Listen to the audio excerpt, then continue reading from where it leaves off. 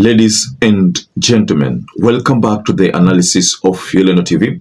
I hope you're well from wherever you want to watch this channel. I don't know how many of you have been following this war in DRC, the war between M23 rebels and the Congolese army. So there's a statement that Paul Kagame, the president of Rwanda, shared. A statement that has been shared in most of the newsrooms regarding a reaction from the South African president, and I'm talking about Cyril Ramaphosa.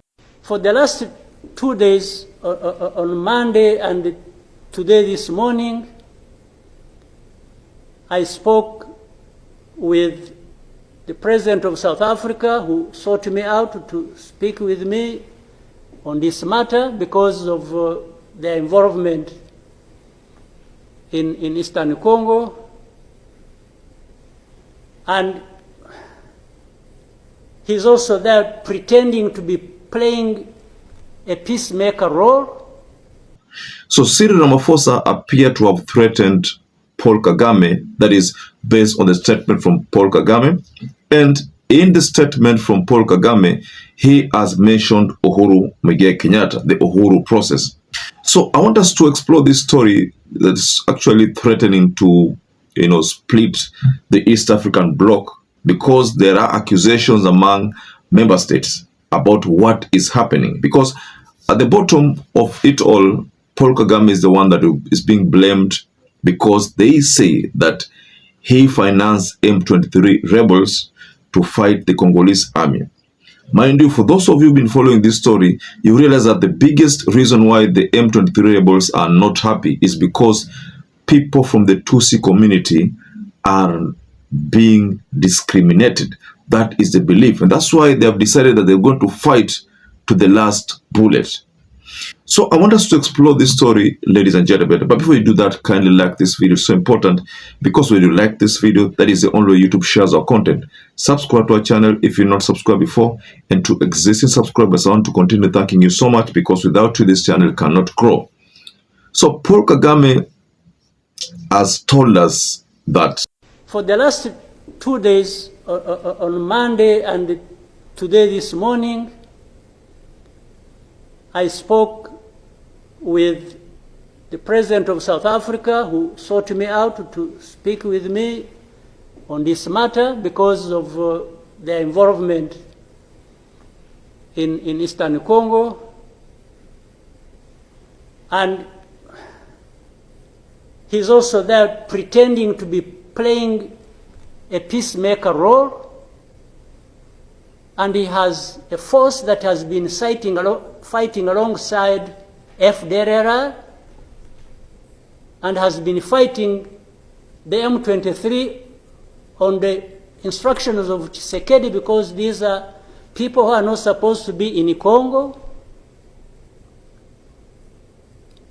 that these are from Rwanda, or the M23 are not Rwandans, please. These are Congolese, and one time he accepts it, then another time he says no, part of it is yes, and then the other part is from Rwanda, and these are He keeps on, and how do we, leaders of our own countries, accept this to go on forever, and just accept that we shall be manipulated by TSHISEKEDI or whoever is supporting him? And South Africa dares even issue threats about what is likely to happen after that, and so on and so forth. Of course, we will see what threats they are talking about. Maybe they should have done that exactly for which they have been issuing threats. They should have done it to clean up the mess in Eastern Congo, or to fight back those who have been trying to clean up the mess. So then you have the whole international community just confused. They talked about Rwanda, they talked about the Nairobi process, honestly, even here, maybe you will help me understand what all this means. The processes became an end in themselves. And the people leading these processes became more important than the results of the processes. The Nairobi process became a Uhuru process. Then the Rwanda process, it's like you can't say anything that will displease President Lorenzo. Definitely, this does not help deal with such a serious matters as we are faced with today. Kagame believes that the South African president, Cyril Ramaphosa, is threatening him. And again, in the statement that you share, ladies and gentlemen, Paul Kagame believes that Cyril Ramaphosa could be involved in, the financing of the war there. I mean, this is a statement that is coming from Paul Kagame. They're not my words. Maybe that video from Rwanda's president, Paul Kagame, you'll get to understand that that is actually the position. Now, just like I told you, this story of the rebels between M23 and the Congolese army is a story that started from way before. But based on what the M23 rebels are saying, it's as if the biggest reason why this fight will not end soon is because they are being discriminated by the Congolese government. You know, it's like between Kenya and Tanzania, the Maasai community or the Ma community in the border there. You see, there are Ma community that the Maasai community that are found in Tanzania. There are others who are found in Kenya. So the word has that it's just the same case with the Tutsi community.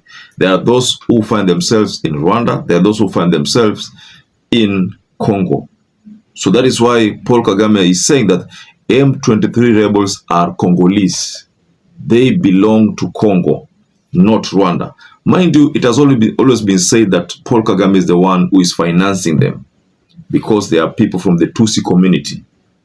You still remember that story of Tutsi and the Hutus, you know, what led to the massacre. So what is happening right now is that these two countries, the Congolese government is at war with the M23 rebels, whom they believe are not supposed to be there. In fact, according to them, they think that the M23 rebels are supposed to be in Rwanda, but they find themselves in Congo. So the war here is all about discrimination. So I want you to listen to something here regarding the genesis of this problem. There's a video that I stumbled upon, which is good if I share with you, ladies and gentlemen. It tells it all about this rebel war. So just watch this video. Before you blame Rwanda on the issue of the M23 in the Democratic Republic of Congo, I want to give you a small background about exactly what is happening in the eastern part of the Congo. How did it all start?